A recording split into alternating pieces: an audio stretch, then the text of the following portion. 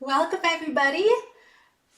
It's another episode of Delicious Living with myself, Katie May, where it's about crafting a lifestyle for more flavor, vitality, and joy. With a master's in nutrition and 9 years of teaching a whole food plant-based diet at True North Health Center, I'm here to help you turn the most nutritious foods into delicious meals. And today we're going to start with our Wintery oatmeal. And we're going to add some seasonal produce, vegetable and fruit, to make this perfect for the holiday season. So if you have any questions today regarding this recipe or even last week's, feel free to ask in the comments and I'll be sure to address those. But this is going to come together pretty quickly. You guys are familiar with oatmeal. If you've been following a plant-based diet, this is probably one meal you've had many times. Oatmeal, but it can get super boring because a lot of times we stick with the same fruit that we're familiar with, maybe just a banana or apples, blueberries, because they're easy and you can just pull them out of the freezer. But we've got to go with the season and really enjoy the produce that we have available, especially all the fruits year-round, always changing. So this time of year, there's not a lot of fruit, but there are oranges, lots of different types of oranges out, and pomegranate. So I've got a big old pomegranate here. We're going to use these to sweeten our dish, and a couple other things I want to show you. So to start with, we have our oats here. I'm going to in our water.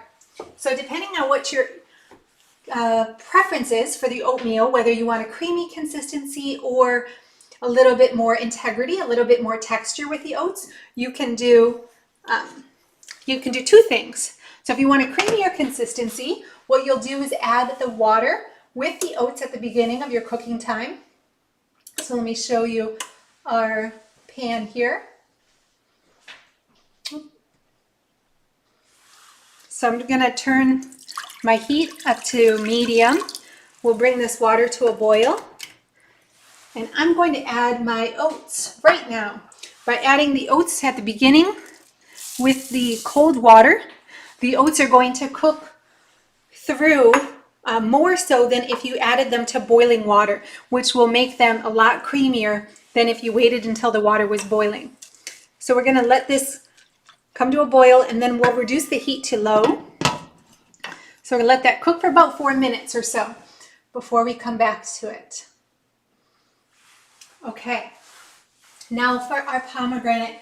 I haven't opened this up yet, and I feel a bit daring wearing a white chef's coat while I open this, but let's see how it turns out. So first I have some paper towel below here so I'm not staining my board too much, and I'm just going to cut around the edge of the pomegranate. So we're going to open this guy up. And you got to cut deep enough so that you can actually pull this apart. Okay, you twist it. I'm going to twist and break it up. Okay, now there's a few different ways people like to open the pomegranate up, but what I'm going to do is actually I'm going to put this into, use a second bowl here, a clear bowl, to catch most of our seeds, and we'll have some kind of in this bigger bowl on the outside because they just tend to kind of be dispersed a little wider. But what I want to do is smack this pomegranate with the back of my spoon here. So we're going to release a lot of those seeds, and you want to kind of open it up to help this happen. And the more muscle you have, the easier this is. But pomegranates are one fruit that is super fun to eat. Even when I'm going to have the pomegranate on its own and I'm not using it in a dish, then I tend to cut it open like I just did and then slice it down the sides as well so that I can kind of tear it apart with my fingers and then just bite into it and enjoy the seeds, a mouthful of seeds, rather than hitting it like I am. So I'm sure some of you have your tried and true ways of doing the pomegranate. This is one way, and then you can open it up further to kind of loosen the seeds a bit. And then continue with the spoon at that point. Okay, so we're going to make a super colorful oatmeal here with these pomegranate seeds, given a nice red color.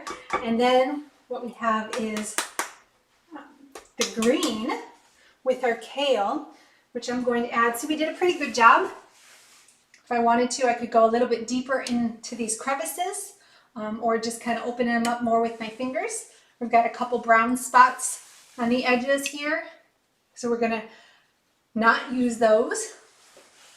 And as I see that there are some bad spots here, I want to double check the seeds that fell into my bowl just to make sure that we don't have any bad ones that got loose and into our dish.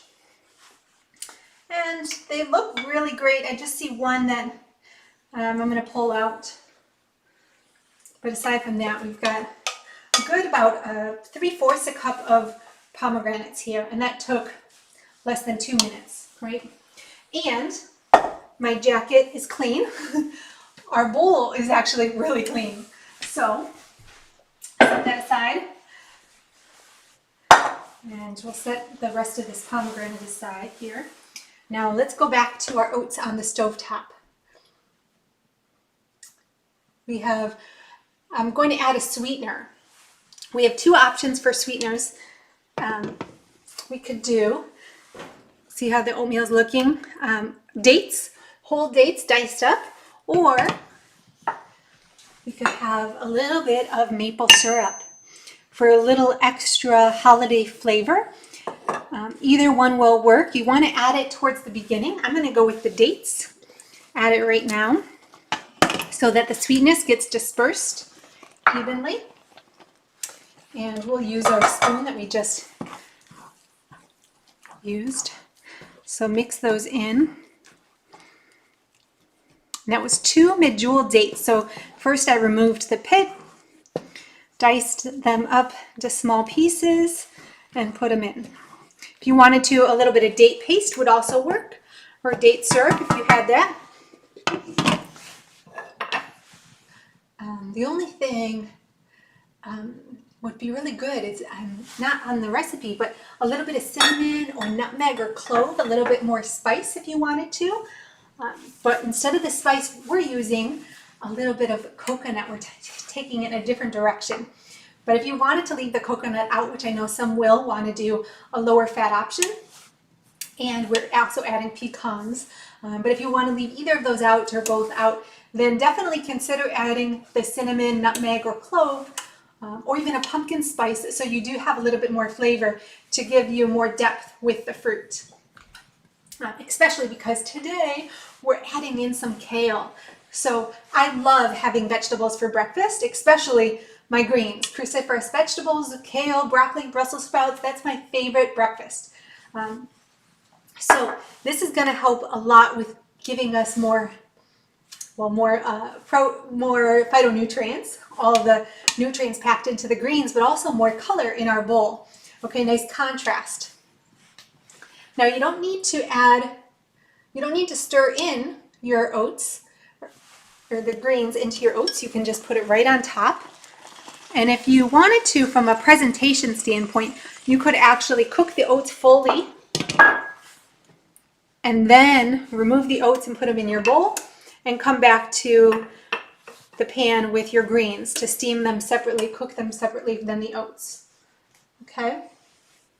So those grains are going to cook up in less than 2 minutes. If you wanted to, you can stir them in. Since we're not cooking them separate, there's no bother to stirring them in.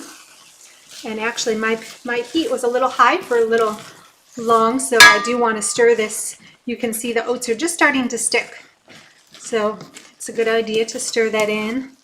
And I just added 1 cup of greens here, but to tell you the truth, my preference would be definitely 2 or even 3 cups of greens.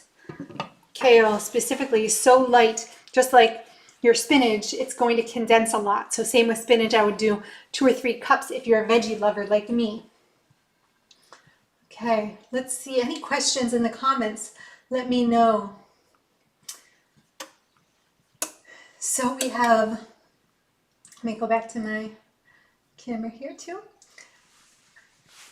And again, if you can put question in the beginning so I can see it, that would be great. Yes, you can absolutely eat the seeds of the pomegranate. That's what we want. You can juice pomegranate juice, tastes so good as well. So if you don't want the seeds, you can just juice it. Because the seeds, actually, one year I went pomegranate tree foraging or harvesting the pomegranates, and we came up with, off of one tree, 133 pomegranates. So we had pomegranates for a couple months, and I was eating them all the time. And sometimes I would have 2 pomegranates in one sitting, and that is not so good for the digestive system because all of those seeds, usually I just swallow the seeds, and that can kind of get backed up in your system. So if you are eating a lot of pomegranates, you can kind of I guess take out the juices in your mouth. You put the seeds in and take out the juices and then spit out the seeds, right? Or if it's just a small amount, eating the seeds is no problem whatsoever. Medjool date is a little different than a deglet date because it's bigger in size, and it's usually sweeter and a little more moist too, depending on where you get them from. But definitely, if you can find your dates at the store, if you can find them where they have more moisture, that's going to be, in my opinion, much more enjoyable than the dried up dates. And definitely what I grew up with were dates that were diced up and packaged into bags, and they actually had dextrose on the outside, which is a form of refined sweetener, carbohydrate. That's not what you want. That is not a real whole food date. So if you can get the fresh dates, that's best. And if you have a date farmer near you, you can actually find a whole bunch of variety of dates. There's so many types out there, and you can order directly from the farmer. Date People is one company, but there's so many in California, and those dates can be shipped to you by like 50-pound packs, boxes of dates, and that's really great for the season. So let me show you our oatmeal here is looking pretty good. I'm going to pour it into our bowl. So, again, this is not seasoned with any cinnamon or any spice. So if that's something you like, you might want to do that. But with all the other flavors going on here, I left it simple. The oats simple. So we're going to pour it into our dish here. Is that up good? Let's go this way. Now, I did 1 cup of oats. So depending on whether you are a big eater, well, it depends on calorie count too, how many calories you want to take in. But I'd say on average, people can do between half and 1 cup of dried oats per serving. And this is 1 cup, so this is on the bigger side that I think most people would do. I personally do about 3/4 a cup. So I'm going to now just open up my little cutie orange here, baby orange. Super easy to peel, great flavor, but any orange will work. And you can just put this, let's do this here, give you a little, put these on the outside. Just, whoop.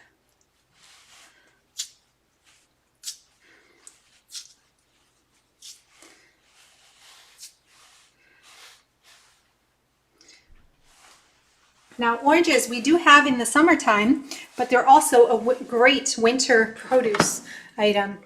Now this, my pomegranate seeds here, I'm going to sprinkle around the edge too. Right? Okay, and To finish up, we have a little bit of the coconut flakes. We'll sprinkle these on top here. You could do more or less. I'm not going to do the whole amount. All right, how's that look? Super fast and simple. One more item here. Around the corner, I have some toasted pecans. So these are nice and dark. The flavor is fantastic. I love doing a batch of toasted pecans and then dicing them up, breaking them up so that I can enjoy them at various times throughout the week. So I'm just going to take a small handful and sprinkle these over top. I think toasted pecans are my favorite nut. Favorite way to enjoy nuts. And the texture here makes all the difference. So, and of course you can do any nut you like. Walnuts would be a better source of omega-3s. And if you want a little flax or chia, you can add those as well. So let me go back to our camera here, take any more questions you guys have. The date paste, date syrup to one date, it depends on your person. It depends on the date paste or date syrup you're using. But I would do about, for one medjool date, I would do about a teaspoon of date syrup as far as the sweetness goes. So it doesn't take much. You could do up to a tablespoon. But when you have the date, I looked this up, 2 dates is what I added here. 2 dates is about 133 calories, I think. And a tablespoon of maple syrup is actually half of that. And same with the sugar count. The 2 dates is twice the amount of sugar as maple syrup, at least. And so we, in a whole food plant-based world, especially at True North Health Center, where I was teaching, because not a lot of the plant-based people are using maple syrup, no problem. But personally, we didn't use a concentrated syrup of any kind, including the maple syrup. We would recommend date syrup as a better option, but even at True North Health Center, we didn't use it in the kitchen because, and we didn't teach with it so much because it is concentrated and it's easily available, easily accessible in your kitchen, which means you can just overdo it that much easier rather than having a whole date and then you have to break it up. It's not as concentrated, so you don't, you're not gravitated towards more overeating as much.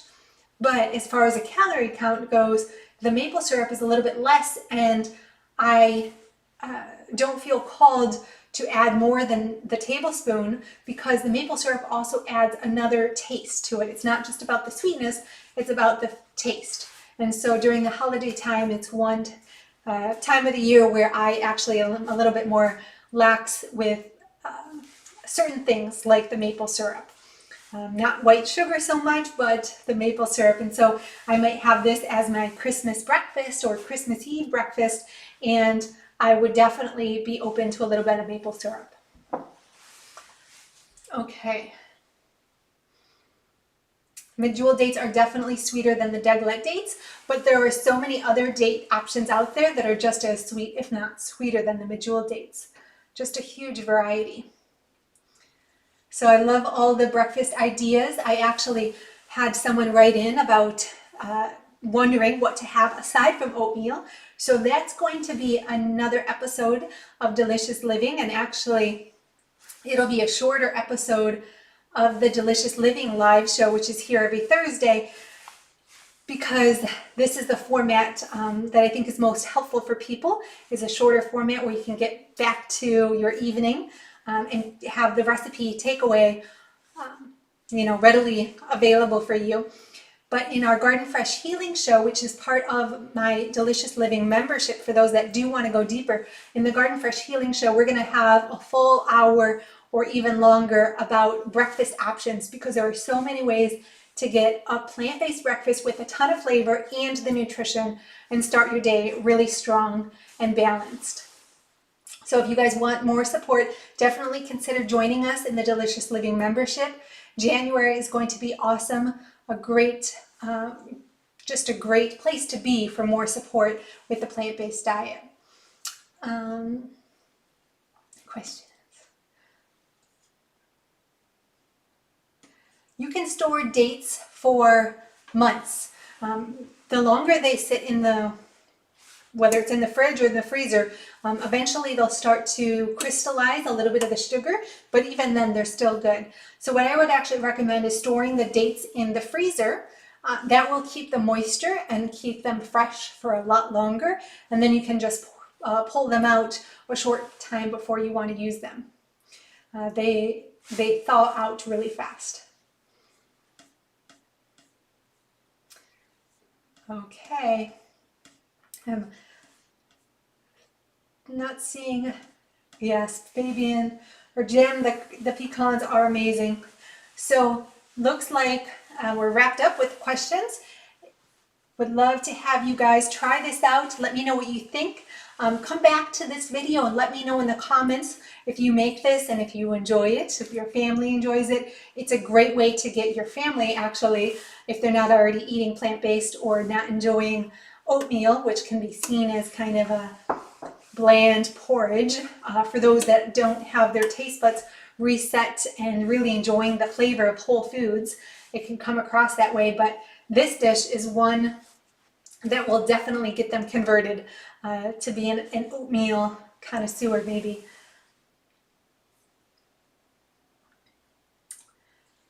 I'm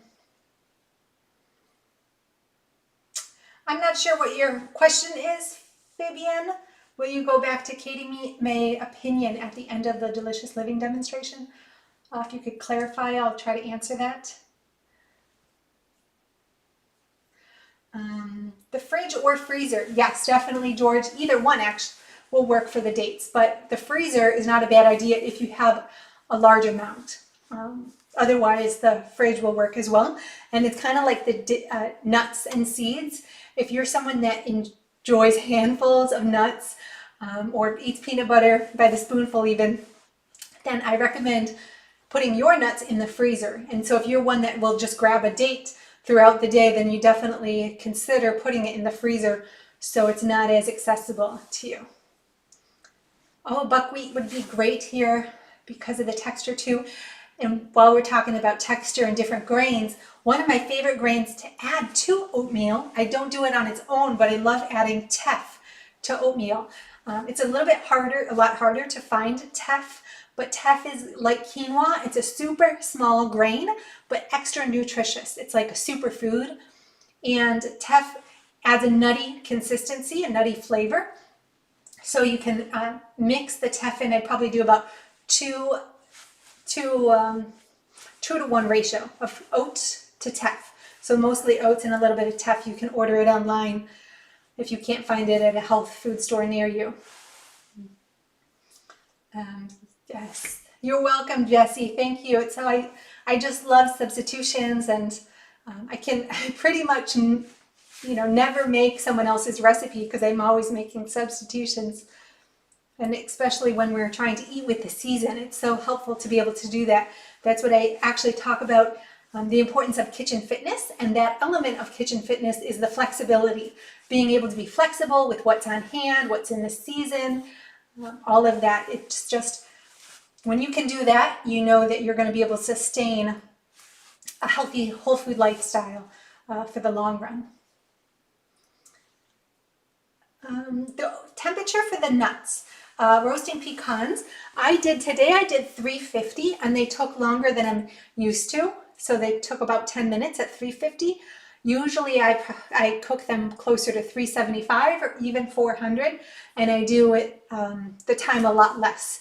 But if you do it up at like 400, you're going to have to be very careful not to overcook them, because one second you'll look and they'll be undercooked, and then the next second you look and they're burnt. So careful about that. But between 350 for 10 minutes and 400 for closer to 3 to 5 minutes, depending on your oven. Okay, so we'll see you guys next week. We're going to be making possibly some air-fried stuffed mushrooms. That's on the plan. I can't guarantee you that, but that is the plan. And next week in the Delicious Living membership on the Garden Fresh Healing Show, we're going to be making crostinis, potato crostinis. I have a couple different versions to show you. If If you've never had a crostini before, it's typically a baguette that's been sliced up. So you have little pieces of baguette, and then they're toasted and topped with very delicious toppings. So many options, but instead of the bread, we're going to use potatoes. So if you guys are interested, join me for the Delicious Living membership, and you'll get that next Wednesday. And while I'm speaking of that Garden Fresh Healing Show, it's more than flavor. It's about optimizing the diet and using the most nutritious foods so that we can really heal from the inside out. And what we did last night, instead of using pasta, actually it was 10 a.m., is that showtime yesterday, instead of using pasta for our fettuccine Alfredo, I used sweet potato noodles, and it came out so delicious. I'm actually going to be making that for my family this evening because my mom had some and I had some, and we were just blown away at how good it was. So that'll actually be going into my cookbook as well. Once a month, I'm going to be doing a special recipe just for our members, and that will be added to the cookbook. That's a focus for next year. So all that said, I hope you guys have a delicious weekend. Enjoy some wintry oatmeal, and I will see you next week. Thanks for joining.